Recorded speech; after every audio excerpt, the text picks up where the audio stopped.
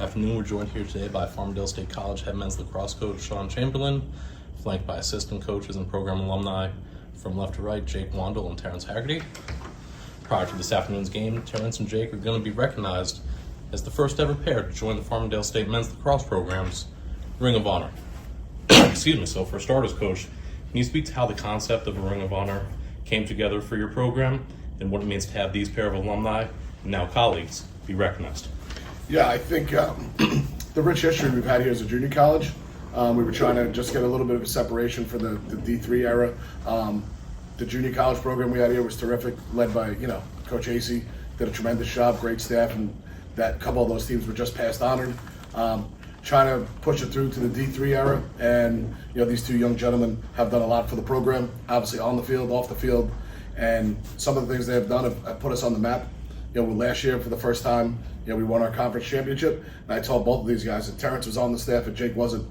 We got to this place because of these guys. So wanted to make sure for their accolades, whether it's All-American, Scholar All-American, what they did on the field, and what they did to get the team here. This started before last year. We went to 2 conference championships and lost to a great team in Maritime, but we wanted to make sure that these guys got their recognition for getting us to where we were, and obviously winning a championship, but it just wasn't last year, it was what they did before then. Perfect. We'll start with Terrence on the right. Terrence, you came to Farmingdale State following the COVID-19 pandemic after a storied 3 seasons at Cortland and a standout high school career at Harborfields. What are some of the factors that made you decide to finish off your collegiate lacrosse career here with the Rams?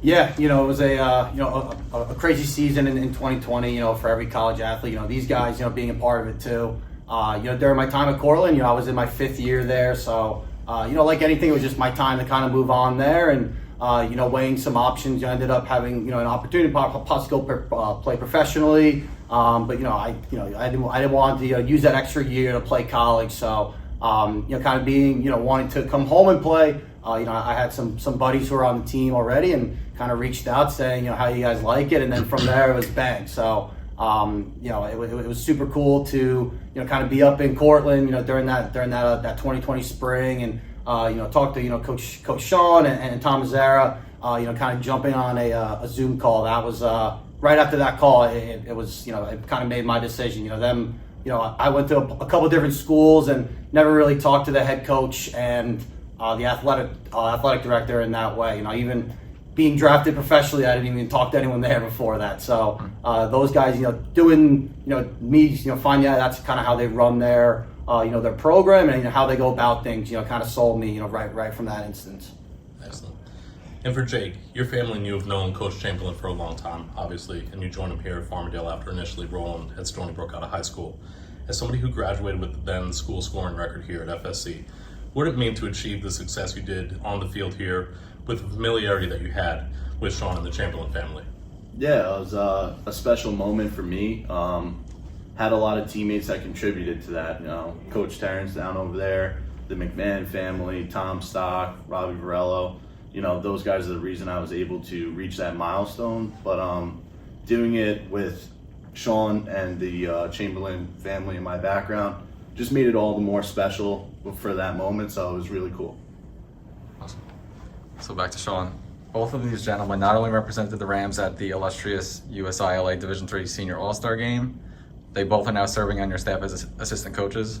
How much of an example do their successes set for current and future Farmingdale State men's lacrosse players in terms of what student athletes can accomplish by playing here? Yeah, I think that, like I said, these guys put us on the map, and that's not to take away from the LaFleurs of the world, the Hubschmidts of the world, the Fallons, Rafisi. I could go on names, and Dylan Bates and Matt Brendel. I could go names on and on. But these guys got it done for us at the highest level when we needed us. They put us on the map. We had a 6-0 season. Then we went into COVID. Yeah. Then we went the next year. We lost in the championship. Went the next year, lost in the championship. Had a tough loss against Merchant. These guys stuck with it. Obviously, getting them on board, it was an easy fix to get them on the staff. They know what we preach. They know what we're looking for. Just try to build that family atmosphere. Once you get here, everybody buys in, and we just keep pushing forward together. And these guys have been the epitome of it, and we're proud to have them on staff and honor them today. Yeah. Excellent. And for Terrence, played just 2 seasons here at FSC, but the numbers you were able to put up here, 2-time Offensive Player of the Year, Honorable Mention All-America, are off the charts, of course.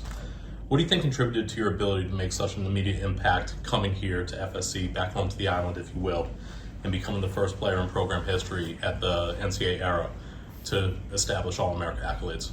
Yeah, it was really, the biggest thing for me was the trust, and the coaching staff, and then all the guys on the current team. It's I've been a part of it too. It's not easy to have a transfer and a newcomer, coming especially after a season like Farmingdale had before the COVID year with the 6-0. So bringing in a new guy, it's hard. So those guys, giving me the trust to kind of do what I do best on the offensive end was so awesome. And the coaching staff, naming me a captain when I was really with the team, not a long time, and the first time I was named captain from high school and college. So I remember that moment, just having the trust from those guys to go out there and do my thing, and be a coach on the field. And I remember the day, Coach Chamberlain and Coach George pulled me aside and announced me as a captain. They say, hey, we want you to go out there, help these guys, take charge. Don't be afraid to hold back being a new guy. COVID was a crazy time too, kind of being in the, not being able to really be in the locker room and things like that. But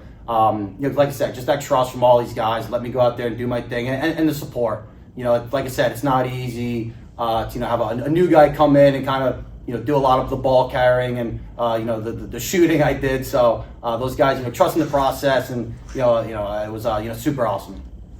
Awesome. Plenty of shooting.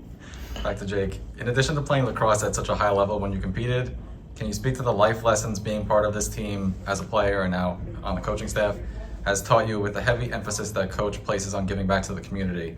And what inspires you to give back and take on that leadership role outside of lacrosse? Yeah, I think one thing that stands out to me with that question is realizing how fortunate we are to play college athletics, especially in this program here at Farmingdale. We get everything and then some. So I think when we go to places like the AHRC, it's good to remove yourself from the problems you may have in life and seeing it where people have to deal with their problems day in and day out. We're pretty lucky to be here and play college athletics. Yeah, for sure. And lastly, for Terrence and then for Jake, Coach spoke at the top of this interview about what the Ring of Honor means to this program for the team. What does this honor mean to each of you personally, and how do you hope to inspire and impact the student athletes who are in the footsteps right now and following in your footsteps for the future Rams? Yeah, it's crazy, man. It's so cool and special. To have a number retired here. It's the number I started with in college, and it's what I decided. In high school, and then what I decided to wear here. It's where it started and where it ended. So having that number 22, it really have even more special part in my heart. It's so great, and be able to do it with this program. It's so special, and it's a reason I stayed here on the staff. What we do on, off the field, and some. It's not many teams in the country and programs in the country are doing it. So being able to represent this program on and off the field, it's really special, like I said, and doing it for this guy, and then these guys with me. It's awesome, and all the past alumni who you still run into on a daily basis and whatnot, and getting all the the congratulations from people who I don't even know. Getting text messages throughout the last couple of weeks. It's super cool, and it's something I'll always carry on my chest going forward. Whether it's coaching here or coaching kids on Long Island. It's really really special, and it's such an honor to represent it here at Farmingdale. Yeah, tremendous honor. Extremely grateful.